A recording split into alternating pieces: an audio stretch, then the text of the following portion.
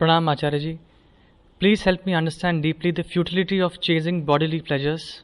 Looking back, my love for pleasures has always been above everything.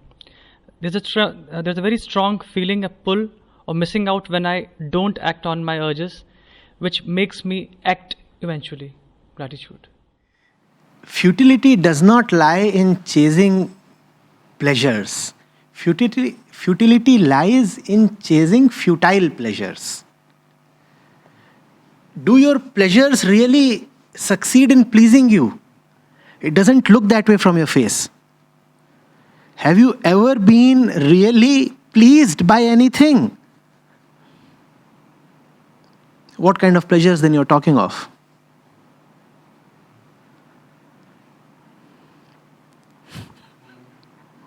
Why call them pleasures? Call them illusions.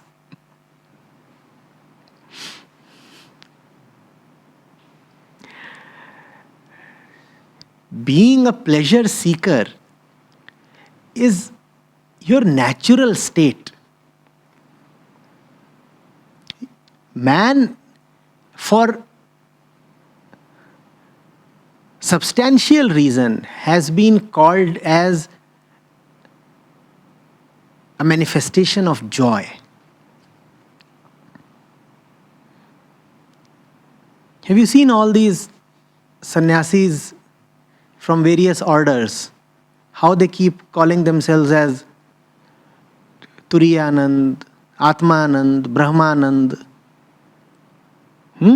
Kevalanand? That's one thing common in their names. What? Anand. Have you never wondered why all of them, monks, necessarily have Anand in their names?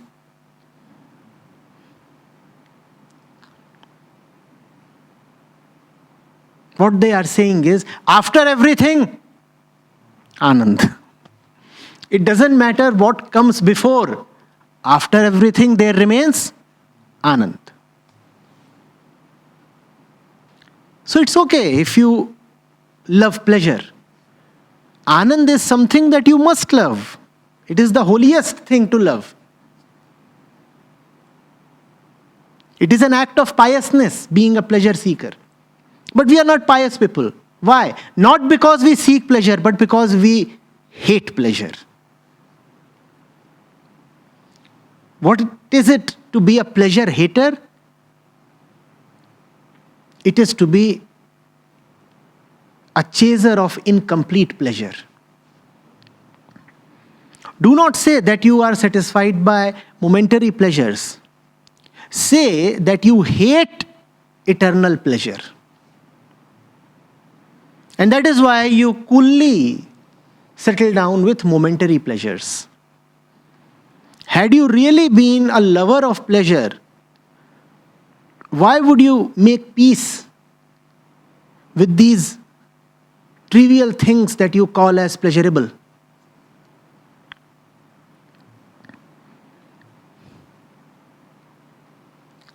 Some psychedelics, some drugs, some excitement, some women, some booze.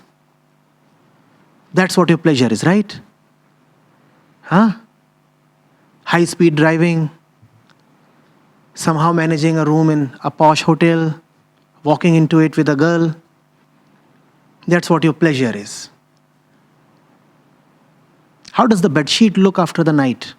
How is the morning after the rampage?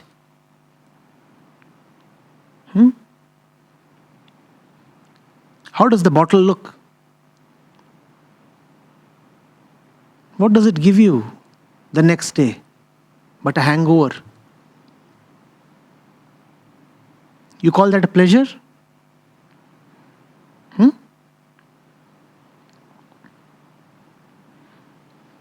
After 5 minutes of sex, you turn your back to her and start snoring, and she starts farting. Pleasure? Seriously?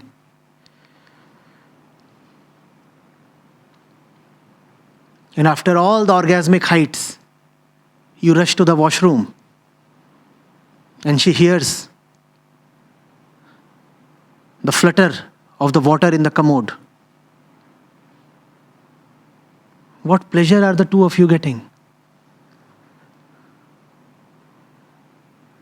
And you come back and crash like a log. And the next morning your mouth is stinking as hell. After all that you have done with your mouth. Pleasure?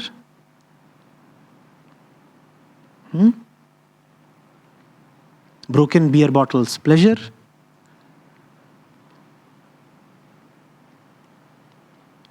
Merry maid on somebody else's money. Pleasure?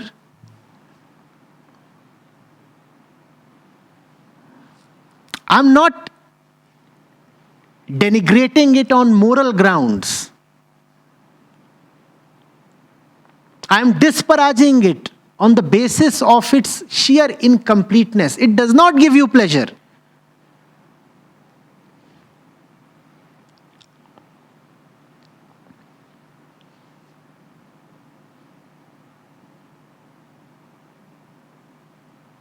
It is not your pleasures that I am against. It is your hollow pleasures. Why don't you chase the high and the highest pleasures? Why don't you?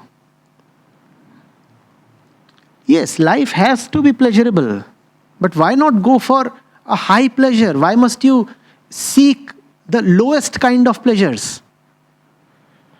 And that too when you know that they don't succeed in fulfilling you.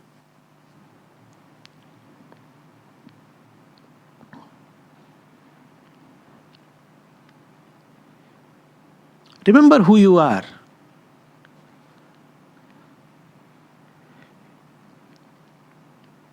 Once the consciousness is out of you, you are nobody. They will not even keep your ashes.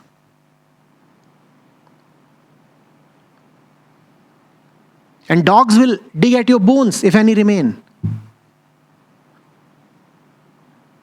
So remember who you are. Had you just been the body, why would have they buried you in the ground or burnt away the body? Who are you then? Who are you then? Let the funeral ground clearly tell you who you are. Are you the body? If you are the body, why is the body burnt away after a particular date? Tell me. Who are you? You are somebody else. Who is in the body, who uses the body, who speaks through the body, but who is certainly not the body. If you are somebody else, then will pleasures of the body satisfy you? You are X. And X has the body. You are X and X has the body.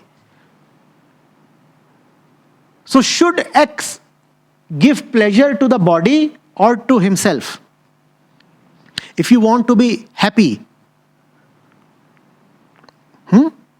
which you want to achieve by being drunk, as you do you put in beer in your car's radiator? But you have the car, why don't you feed it with beer? When you want to have a good time, as you do, you fill in yourself with beer, not your car, right? Because you are not the car, you have the car. So the car's pleasure is not your pleasure, or is it? You have the car, correct? You are not the car. So when you want to have pleasure, it is not your car you go out and please. Do you? Do you?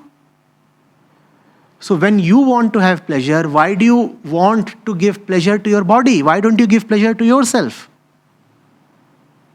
Instead of giving pleasure to yourself, you keep giving pleasure to your body and to your bodily tendencies. How will that satisfy you? The body, after all the pleasures that it has had, will finally turn into ashes.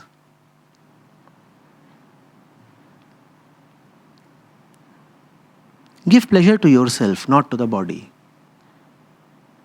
What is meant by pleasing oneself really? For that you have to know who you are. You are the one who sits in the body, seeks through the body. You are the one who wants to know, who wants to understand, who wants to love, who wants to really seek and reach.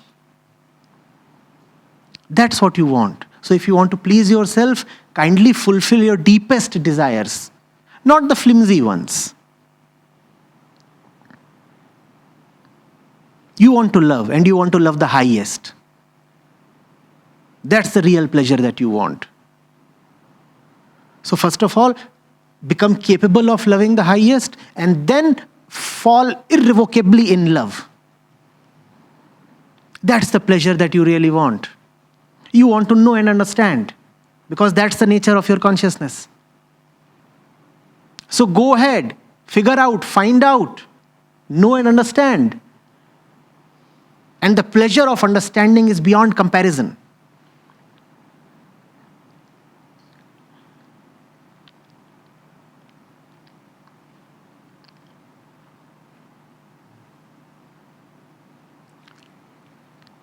All the fun and merrymaking will never give you what you really want.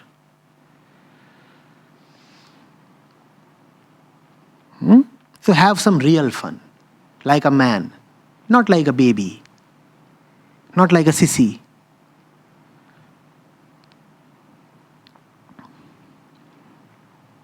A man must have manly pleasures. Booze and girls are for kids. Getting it?